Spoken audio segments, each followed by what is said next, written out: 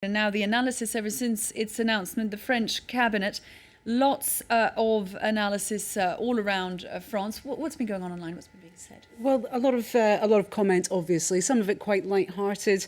The first tweet we've got here from someone at the French HuffPost is talking about hashtag reshuffle.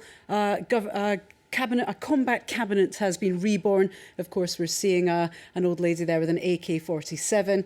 Other comment from abroad this time. We've got more light-hearted tweets. This person in Canada saying, I thought Ségolène Royal was a French quarter pounder. That play on words from the Pulp Fiction.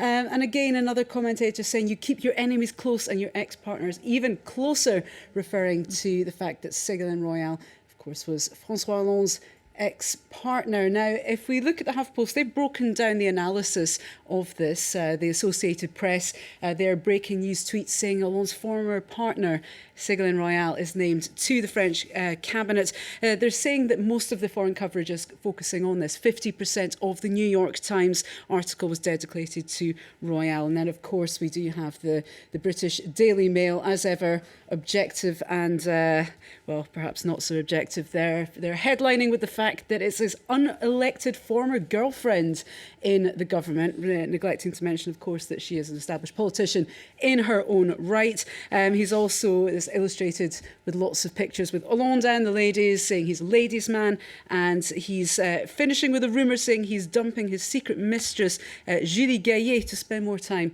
with Mademoiselle Royal. So some rather hysterical coverage there from the British Daily Mail. And a great deal of interest, of course, in the president's private life. And aside from French politics, what's been making waves online today?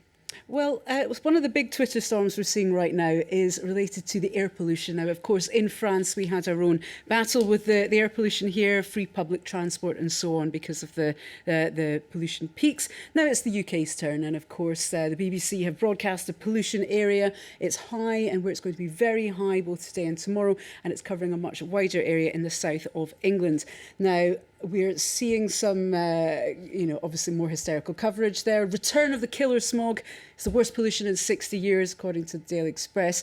A lot of this pollution is a cause of, obviously, pollution in the air from carburants and so on, but also there's been a dust storm in the Sahara, which has whipped up dust. We can see this picture of the Prime Minister's car there with droplets of rain that have fallen, carrying some dust. And, of course, the hashtag Sahara dust is now doing the rounds. So someone's saying, I'm trying not to laugh at the UK freaking out over air pollution from hashtag Sahara dust. Another person saying, OK, there's been a sandstorm somewhere in the Sahara. You think Krakatoa had gone off in Hampstead Heath or something.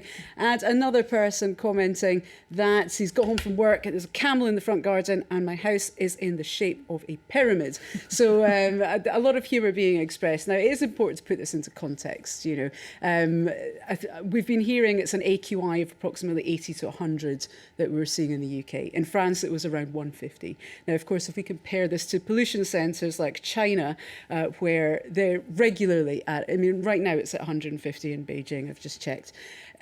It's really kind of incomparable. I'm not saying either is good, but this article from The Guardian, back in the real toxic smog in February and March, is comparing it to a nuclear winter, according to scientists. And if I bring up just a quick photo here, just to round it off, this is a photo of what the pollution was like in Beijing back in February. You know it's bad when you can't actually when you can't see the far. building across the road from you, that's when it's bad. Hala Mohiuddin, a look there at what's making waves on the internet with Media Watch. Thank you very much indeed. It is 15 minutes past 8 here in Paris, and time now for Focus. We head this evening to Germany, often described as an economic giant.